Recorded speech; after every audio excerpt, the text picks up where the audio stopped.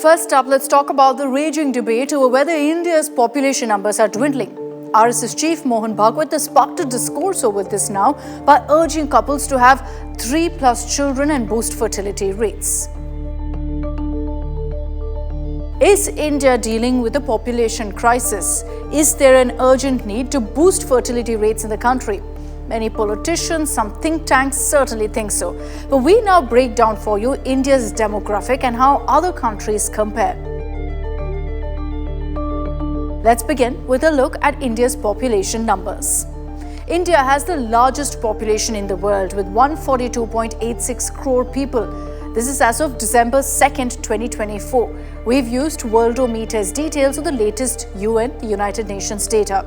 Now, this number is roughly 17.78% of the world's population.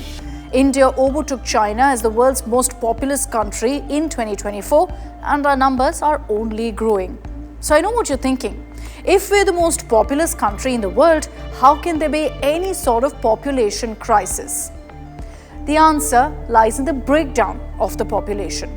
The median or the average age in India is about 28 years right now. But with fertility rates going down, the concern is over India not having a young population, a young demographic in the years to come.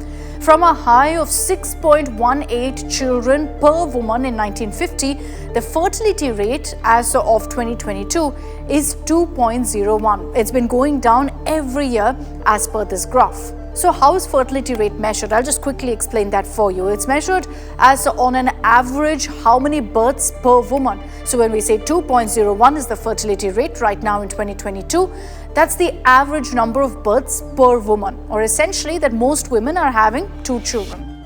Let's tell you now about the states with the lowest fertility rate. On the top of the list is Punjab, then West Bengal, and that's followed by all the southern states, Maharashtra too, which is why there's a constant debate in the south on the fertility rate and the need to have more children. The states with the highest fertility rate are Bihar, Meghalaya, Uttar Pradesh, Jharkhand and Manipur. Now let's talk about how India compares to other countries. Keep in mind for that the number I told you earlier of India's fertility rate currently, which is 2.01 as of 2022. The country with the lowest fertility rate is South Korea, which has some of the lowest fertility and even marriage levels in the world. South Korea's fertility level as of 2022 was just 0.78. The South Korean government, therefore, is offering financial schemes, housing assistance, and a whole lot of SOPs, essentially to encourage people to get married and to have children.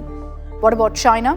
China's fertility rate is lesser than India. It's at 1.18 births per woman as of 2022, which is what's prompted a 3-child policy in China. And that's because China's population is aging faster than any other country.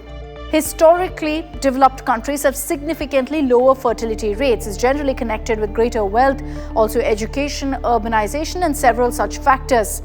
And in least developed countries, fertility rates tend to be higher, which is why you'll see fertility rates higher in many countries in Africa. India is also following that trend, higher fertility rate earlier. With development, with education and urbanization, fertility rate is dropping. But does India have measures to tackle this dropping fertility rate? The answer is no. Quite the contrary, in fact. India has taken several measures for population control and for family planning. There are programs like the Mission Parivar Vikas, which focus on ensuring contraceptives are available in even the most rural parts of the country. And then there's also the 2-child policy, which was adopted by 13 states in the country. We're talking about years ago.